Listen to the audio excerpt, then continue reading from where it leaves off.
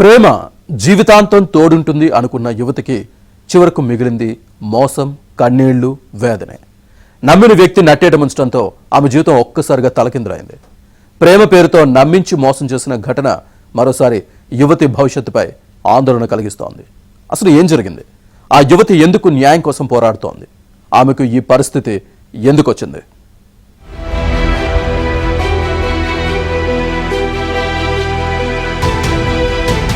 ప్రేమ పేరుతో యువతిని మోసం చేసినట్లు ఆరోపణలు ఎదుర్కొంటున్న ఓ విద్యార్థి సంఘం నాయకుడు కుళ్ళాయి స్వామిపై అనంతపురం రూరల్ పోలీసులు కేసు నమోదు చేసి అరెస్టు చేశారు. విద్యార్థి సంఘంలో నాయకుడిగా ఉన్న కుళ్ళాయి స్వామి అనంతపురం రూరల్ మండలానికి చెందిన యువతికి ప్రేమ పేరుతో దగ్గరయ్యాడు.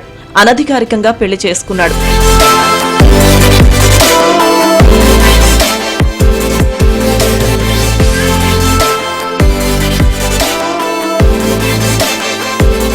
అయితే ఇటీవల మరో పెళ్లి చేసుకుంటానని, అడ్డొస్తే చంపేస్తానని బెదిరించాడని బాధిత యువతి ఆరోపించింది. ఈ క్రమంలోనే తనకు న్యాయం చేయాలని కోరుతూ సోమవారం జిల్లా ఎస్పీని కలిసి బాధితురాలు వినతి పత్రం అందజేసింది.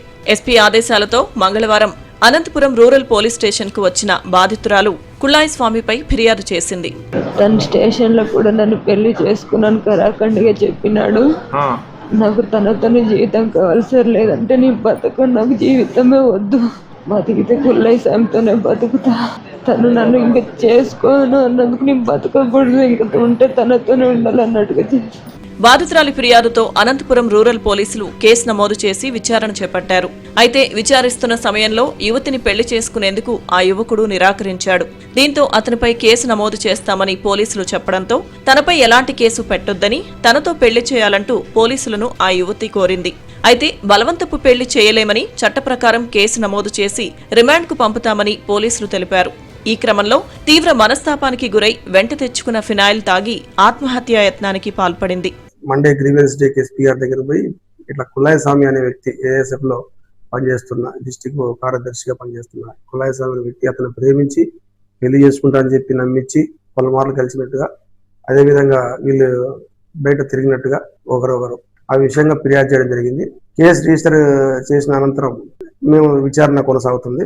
సదరు ఎవరైతే అమ్మాయిని పెళ్లి చేసుకుంటా అని చెప్పి మోసం చేసిన, తరపు పెళ్లి చేసుకోని చెప్పి మోసం చేసిన కుళ్ళాయి స్వామిని కూడా మేము అదుపులో తీసుకోవడం జరిగింది. రేపు మేము ఇన్వెస్టిగేషన్ పూర్తి చేసిన అనంతరం కోర్టు ముందు హాజరుపరచాము. ఈ అమ్మాయి ఏం చేసింది, పెళ్లి కావాలని అడుగుతుంది ఆ అబ్బాయితోటి, అతను నేను చేసుకోని అంటున్నాడు.